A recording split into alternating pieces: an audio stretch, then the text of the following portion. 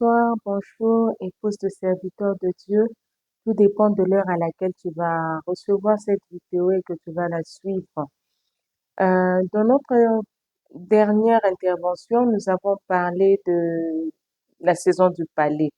Donc, nous avons commencé une série sur les saisons dans la vie du serviteur de Dieu, discernement et posture de l'épouse du serviteur de Dieu. Et pour notre premier épisode, nous avons parlé de la saison du palais, la saison que nous avons appelée la saison du palais, la saison de visibilité. Et aujourd'hui, nous allons aborder une autre saison que nous appelons Kérit, la saison de Kérit. La saison de Kérit, c'est la saison d'isolement, la saison de retrait, la saison de solitude. C'est une saison assez délicate, assez difficile, mais ensemble, nous allons voir comment est-ce que nous pouvons la traverser, comment est-ce que nous pouvons nous en sortir, comment nous pouvons soutenir nos maris pendant qu'ils sont à Kérit. Mais avant d'aller plus loin, nous allons lire la parole de Dieu. Comme je l'ai dit la fois passée, nous nous référons à la vie du prophète Élie. Et nous avons comme texte de base 1 roi 17, 1 roi 18, 1 roi 19. Alors aujourd'hui, nous allons lire dans 1 roi 17 à partir du verset 2. Je vais lire dans le nom de Jésus. 1 roi 17 à partir du verset 2. Et la parole de l'Éternel fut adressée à Élie en ces mots. Pars d'ici, dirige-toi vers l'Orient et cache-toi près du torrent de Kérit qui est en face du Jourdain. Tu boiras de l'eau du torrent et j'ai ordonné au corbeau de te nourrir là. Il partit et fit selon la parole de l'Éternel et il alla s'établir près du torrent de Kérit qui est en face du Jourdain.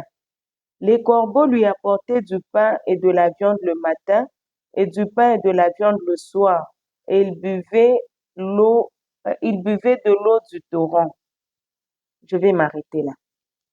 Amen. Là, nous sommes en train de parler de Kérit.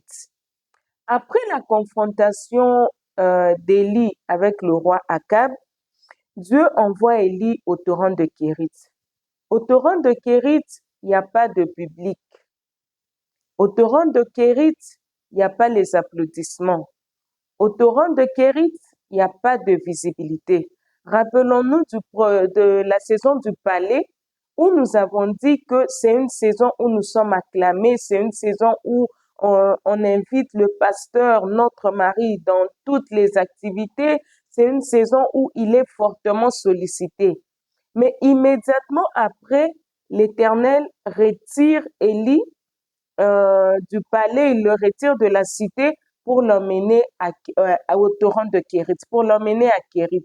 Et comme je le disais, à Kérit, il n'y a pas d'applaudissement, il n'y a pas de visibilité, il n'y a pas de plateforme, il n'y a rien. C'est là que le Seigneur a appelé Élie.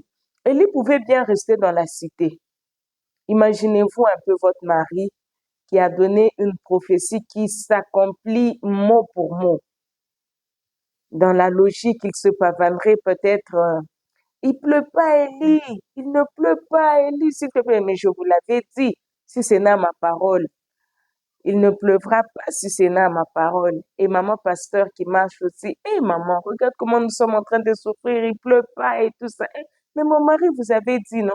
Quand Dieu parle à mon mari, c'est que Dieu dit à mon mari, ça s'accomplit. Mais l'Éternel n'a pas attendu ça, hein. On n'a pas accordé cela à Élie. Il a immédiatement après le palais, il l'a envoyé au torrent de Kérit. Mais c'est quoi le torrent de Kérit pour nous aujourd'hui? Le torrent de Kérit pour nous, c'est une période où il n'y a pas de visibilité médiatique, où on nous voit presque plus sur les réseaux sociaux. On nous voit presque plus sur les affiches des conventions, les affiches de conférences. Le torrent de Kérit, c'est lorsqu'on invite moins le pasteur dans les activités. C'est un peu comme si on l'avait oublié, comme si on le zappait un peu dans certaines activités. Le torrent de Kérit, c'est aussi lorsque, malgré nos publications, malgré nos interventions, même sur les réseaux, il n'y a pas d'engouement comme c'était dans la saison du palais. Dans la saison de Kérit, on peut poster quelque chose, on reçoit 2, 3 pouces et puis c'est tout, 1, 3 commentaires, ou soit même des commentaires méchants. et puis c'est tout. Donc, il y a comme un silence, il y a comme un oubli. C'est comme si les fidèles qui nous applaudissaient nous ont oubliés. C'est une saison. Au torrent de Kérit, le ministère devient un peu discret. Si nous rentrons dans l'histoire d'Élie, on voit qu'Élie n'avait pour interface que les corbeaux. Il n'avait, je sais pas s'il échangeait avec les corbeaux, mais les visites que lui recevait, c'était des visites des corbeaux. Et puis c'est tout. Il n'y avait pas d'humains, il n'y avait pas de personnes, il n'y avait pas de voisins pour venir l'acclamer, pour venir le voir, pour venir le consulter. Et lorsque un pasteur traverse la saison de Kérit, c'est un moment où, même au niveau du ministère, le ministère il semble réduit à quelques personnes. Le ministère, il est silencieux, il n'est pas explosif comme dans la saison du palais. Et au niveau des offrandes, comme je le disais dans la saison du palais, les offrandes diminuent sensiblement ou elles sont carrément inexistantes. Il n'y a pas de soutien, les partenaires ne soutiennent plus l'œuvre, les difficultés financières sont là. Et dans cette saison, il peut arriver que le monde dise, mais il n'avance plus dans le ministère, il stagne dans le ministère. Et il y a aussi l'épouse du pasteur à côté qui est en train de regarder. Surtout si c'est une épouse qui a été épousée pendant que le pasteur était dans la saison du palais et qu'après elle se retrouve au torrent de Kérit avec le pasteur. Elle peut regarder et commencer même à douter un peu de l'appel. Elle dit, mais ça c'est quel Dieu qui t'a appelé pour t'emmener maintenant dans la souffrance comme ça? Ça c'est quel Dieu qui t'a appelé pour qu'aujourd'hui on commence à galérer comme ça, on commence à dépendre des corbeaux. Les corbeaux, selon la Bible, ce sont des animaux impurs. Mais ce sont ces animaux-là qui étaient en train de nourrir Élie. Alors, pendant cette période, le danger, il y a des dangers qui sont rattachés à la saison de Kérit, tant dans la vie du serviteur de Dieu que dans la vie de l'épouse du serviteur de Dieu. J'en ai listé quelques-uns, dont le premier, c'est le découragement. Lorsqu'un pasteur traverse la saison de Kérit, le danger qui guette son cœur, c'est le découragement. Il est facile pour lui de se décourager. Il va dire, mais où est Dieu? Pourquoi je dois traverser des moments comme ça?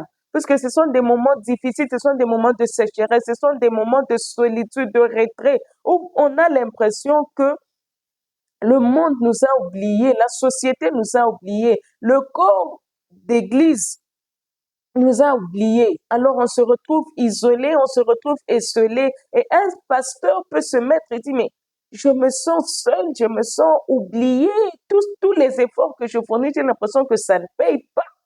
Et l'un des dangers, c'est le découragement dans la vie du pasteur. Un autre danger, c'est le refroidissement. Vous savez, lorsque nous sommes très actifs dans une église vivante, une église qui a beaucoup de membres, une église qui est très sollicitée, notre zèle aussi suit cet élan-là. On est très zélé, on est très engagé, on prie beaucoup, on jeûne beaucoup, on sert beaucoup, on est là, on est très engagé.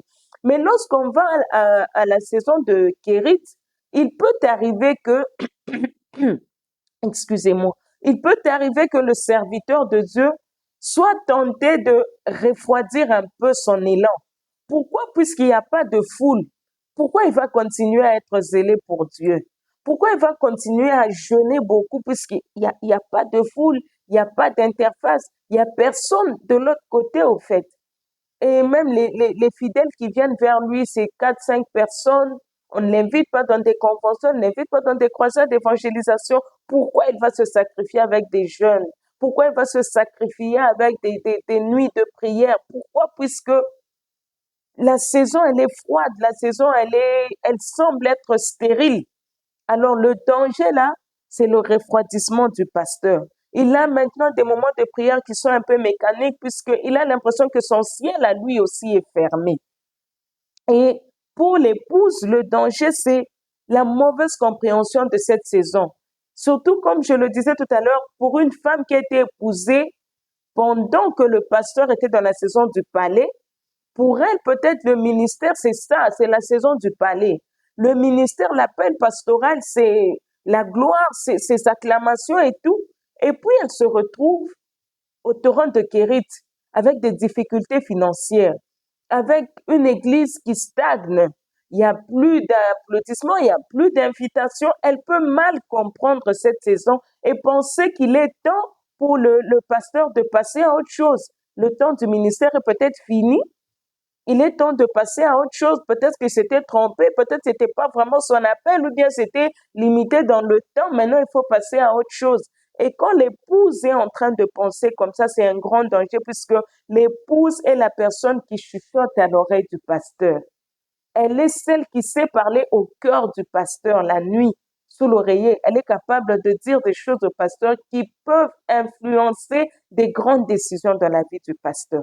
Alors, quand la femme elle-même comprend mal la saison de Kérit, elle peut aussi mal conseiller son époux, le pasteur.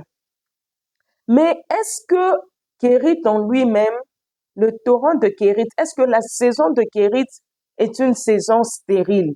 Est-ce que la saison de Kérit est une saison où on ne produit pas?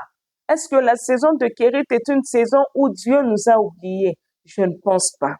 La saison de Kérit, c'est une saison où Dieu nous aiguise. La saison de Kérit est une saison où Dieu nous apprend à dépendre de lui en totalité. La saison de Kérit est une saison où Dieu nous apprend à lui faire confiance. Imaginez-vous, ce sont des oiseaux, ce ne sont pas des êtres humains à qui on a dit, prenez cette viande, prenez ce pain, allez déposer à telle adresse. Ils peuvent manger ça, les corbeaux, ils mangent la viande, ils pouvaient bien manger cette viande, ils pouvaient bien manger le pain. Mais quel est le mécanisme qui faisait que les corbeaux obéissaient à la voix de Dieu? Ils savaient où prendre la viande, où prendre le pain et amener tous les jours à Élie au même endroit, à la même heure. Comment on peut expliquer ça? Ça s'explique parce que c'est Dieu qui maintenait ce système-là. C'est Dieu qui conduisait ce système-là. Et lorsqu'il nous amène à Kérit, c'est pour nous enseigner à dépendre de lui. C'est parce que si nous restons dans la saison du palais, quelque part, on aura l'impression que c'est grâce à nous que nous sommes acclamés comme ça. C'est grâce à nous que ces miracles sont en train de se faire. Mais l'Éternel nous ramène au torrent de Kérit après cette grande gloire du palais, après cette grande exposition du palais, il nous appelle à Kérit afin de façonner en nous l'humilité, afin de façonner en nous la dépendance totale à Dieu, afin de façonner en nous l'humilité, briser l'orgueil. Amen, maman. C'est pour briser l'orgueil. Et Kérit aussi est en train de préparer nos cœurs à plus de confiance en Dieu pour plus d'éclat. Et j'aimerais ouvrir une petite parenthèse ici. Souvent, nous, surtout en tant que femmes, on prie, on dit, Seigneur, tu nous as appelés à aller de gloire en gloire avec toi dans le ministère. Seigneur, tu nous as appelés à faire des exploits. Tu as dit dans ta parole, avec toi, nous ferons des exploits. Mais qu'est-ce que nous sommes en train, quelle saison nous sommes en train de traverser ici? Parce qu'on a l'impression qu'à Kérit, il n'y a pas d'exploit. À Kérit, il n'y a pas de gloire. Pourquoi? Puisqu'on s'est habitué à la gloire du palais. On s'est habitué aux exploits de la saison du palais. Mais moi, je vais nous dire aujourd'hui que même à Kérit, il y a des exploits. Quand nous arrivons à vaincre la convoitise, c'est un exploit devant Dieu. Lorsque nous arrivons à mourir en nous-mêmes, lorsque nous arrivons à développer le contentement, le peu qui vient, on va manger tous les jours la viande et le pain qui viennent par le corbeau tous les jours. Lorsqu'on arrive à se contenter de ça, c'est une gloire, c'est une victoire, c'est un exploit et nous devons le célébrer, maman. Nous devons le célébrer et même lorsque notre mari commence à se décourager, nous devons lui dire, chérie, voilà les exploits que l'Éternel est en train de réaliser avec nous. Il y a l'orgueil qui est parti, il y a la convoitise qui est partie, il y a la colère qui est partie, il y a les murmures qui sont en train de partir, il y a tous ces défauts qu'il y avait en nous qui sont en train de partir. Ce sont des exploits que nous réalisons à Kérit dans le secret, à l'abri de regards.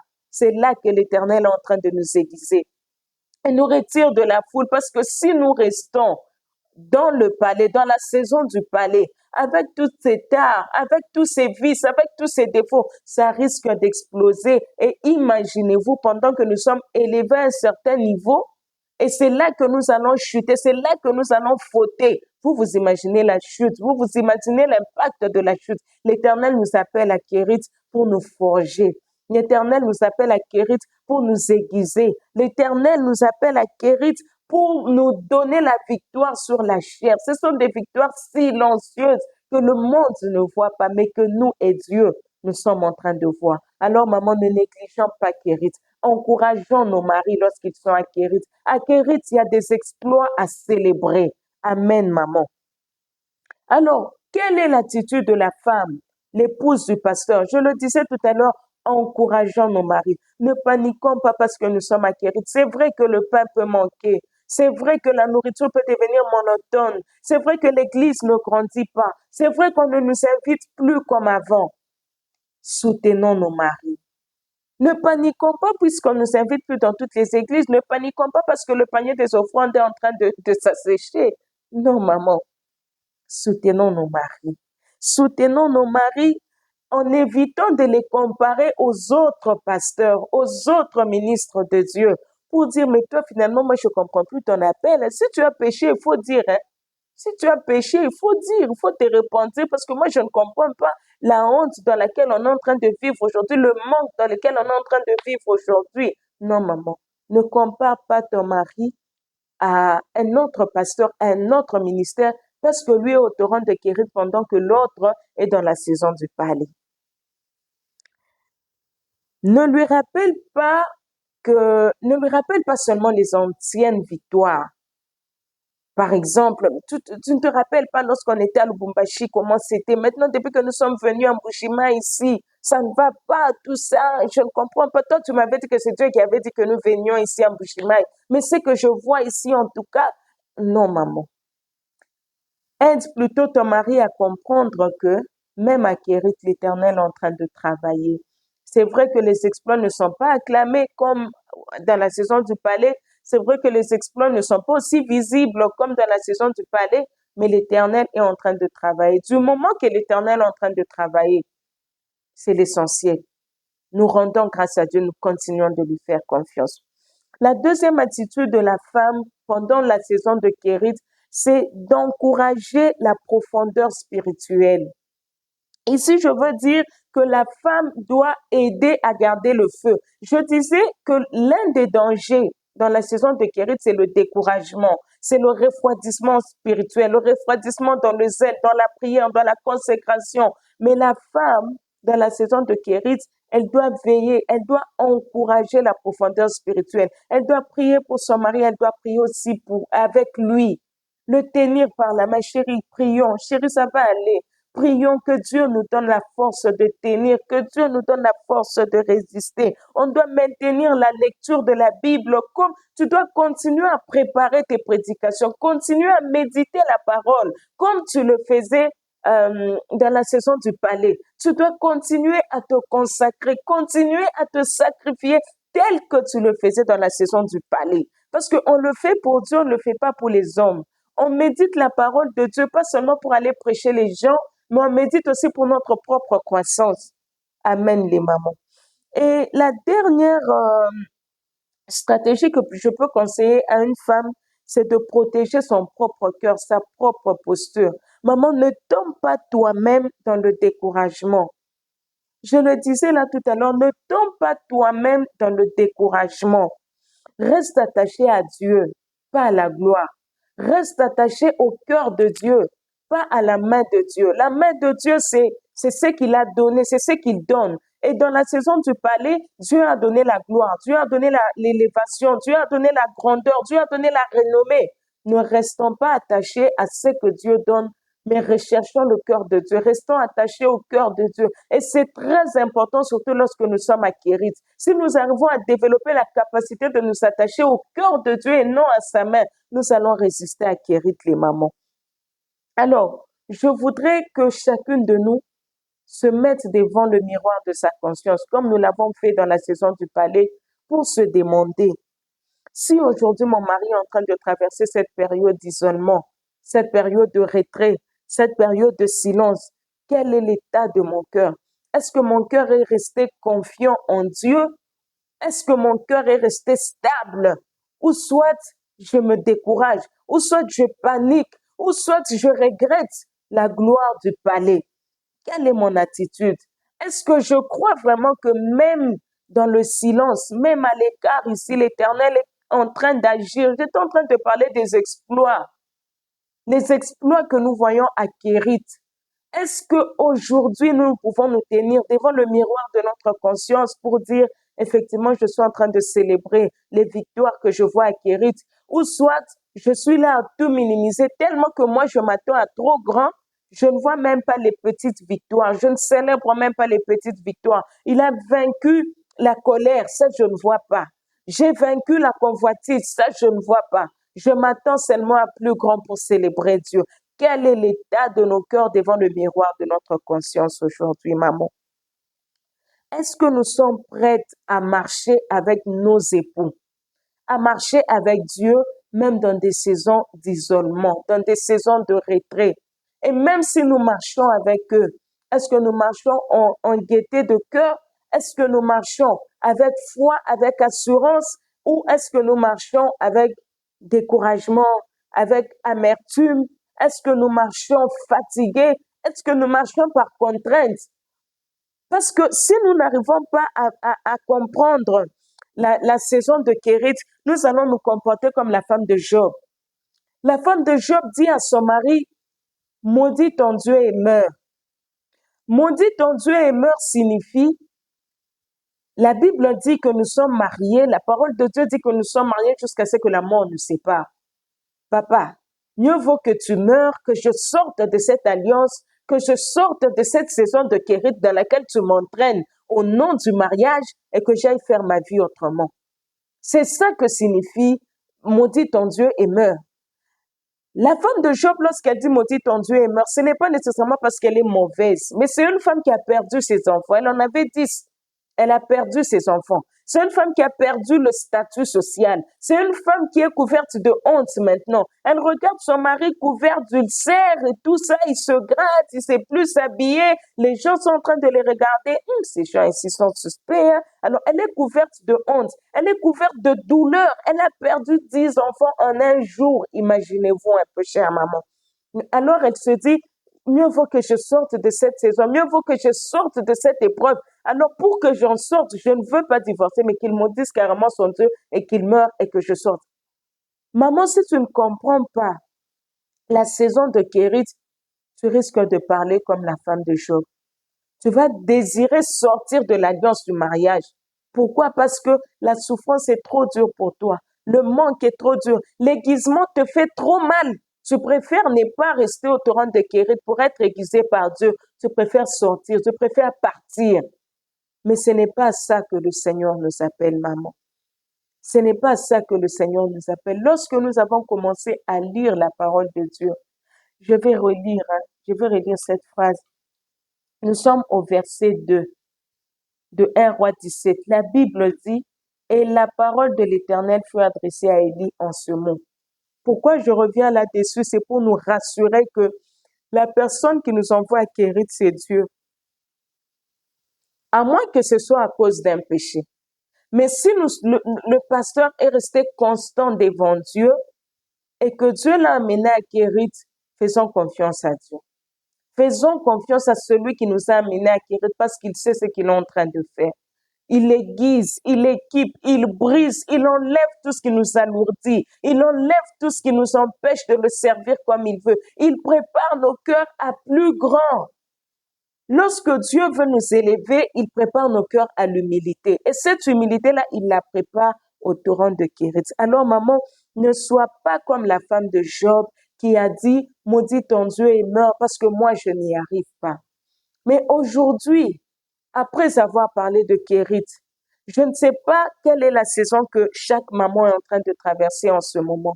Il y en a sûrement qui sont à Kérit en ce moment. Il y en a qui sentent que Kérit est en train d'approcher. Il y en a d'autres qui trouvent que Kérit est trop lointain. Il y en a d'autres qui viennent de Kérit. Mais ce soir ou ce matin, ça dépend de l'heure à laquelle tu vas me suivre, je voudrais que nous puissions prier ensemble. Que nous puissions prier pour ne pas tomber dans le piège de la femme de Job. Que nous puissions prier pour être ces femmes qui arrivent à soutenir leur mari pendant qu'ils sont dans la saison de Kérit. Que nous ne soyons pas des femmes qui sont tombées dans le découragement. Que nous ne soyons même pas la source de découragement pour nos maris, mais que nous soyons des femmes qui soutenons nos maris, que nous soyons des femmes qui les relevons pendant qu'ils sont fatigués, pendant qu'ils sont au plus faibles, que nous puissions les relever, que nous puissions les soutenir, que nous puissions leur dire, chérie, ça va aller, chérie, ça va aller. Profitons d'ailleurs de ce temps à Kérit ici pour approfondir encore notre relation avec Dieu. Alors, maman, je vais te demander de prendre la position que tu veux, selon la disposition de ton cœur, afin que nous puissions prier. En tant qu'épouse de pasteur, prions pour cette saison de Kérit dans le nom de Jésus. Éternel Dieu, je viens implorer ta grâce, Seigneur. Dans la saison de retrait, dans la saison d'isolement, dans la saison de solitude éternelle, nous avons besoin de toi pour apprendre à soutenir nos maris avec foi et patience, Seigneur. Nous ne voulons pas être de celles qui sont restées attachées à la gloire du palais. Nous ne voulons pas être de celles qui sont restées assoiffées de la gloire du palais au point de ne pas voir ce que tu es en train de faire avec nous dans le secret, Seigneur. Nous avons besoin de ton esprit pour plus de discernement dans cette saison de Kérit éternelle. Nous avons besoin de toi, ô Dieu de gloire, pour voir les exploits que tu accomplis dans nos vies, pour éviter la comparaison, Seigneur, pour éviter la convoitise, pour éviter l'amertume, ô Dieu, pour ne pas tomber dans le découragement, Seigneur. Nous avons besoin du Saint-Esprit. Nous avons besoin que toi, tu nous aides, que toi, tu nous équipes, éternel, que toi, tu nous tiennes par la main pour que même dans cette saison de Kérit, que nous puissions continuer à te faire confiance, que nous puissions apprendre l'humilité, apprendre, Seigneur, à nous laisser façonner par toi, à nous laisser briser par toi, à nous laisser aiguiser par toi, parce que nous avons l'assurance que tu fais toutes choses bonnes pour ta gloire. Et si tu nous as menés à Kérit éternel, c'est parce que toi seul tu sais. C'est parce que toi seul tu sais ce à quoi tu nous prépares pour demain. Éternel Dieu, viens déposer cette parole dans nos cœurs. Père éternel, viens nous préparer. Père éternel, remplis-nous de ton esprit afin que nous puissions traverser ces saisons avec toi pour ta gloire dans le nom puissant de Jésus-Christ. Amen. Maman, j'espère que cette exhortation t'a aidé. J'espère que l'épisode d'aujourd'hui t'a aidé. Et même si toi, tu n'es pas dans cette saison, je t'en supplie, tu peux voir une maman autour de toi, une épouse de pasteur. Pourquoi pas même une épouse seulement, pas seulement épouse de pasteur, une épouse à tes côtés. Et quand tu regardes avec la puissance du Saint-Esprit qui te remplit, tu te rends compte qu'elle est en train de traverser une saison de Kérit dans son couple. Partage cette vidéo, partage cette exhortation. N'hésite pas de liker, d'aimer, de partager, de t'abonner si tu veux. Et comme ça, la prochaine fois, lorsque nous allons revenir avec la suite de cette série, j'espère que le Seigneur nous fera encore du bien et que tu ne manqueras pas. Que le Seigneur nous bénisse dans le nom de Jésus. Amen.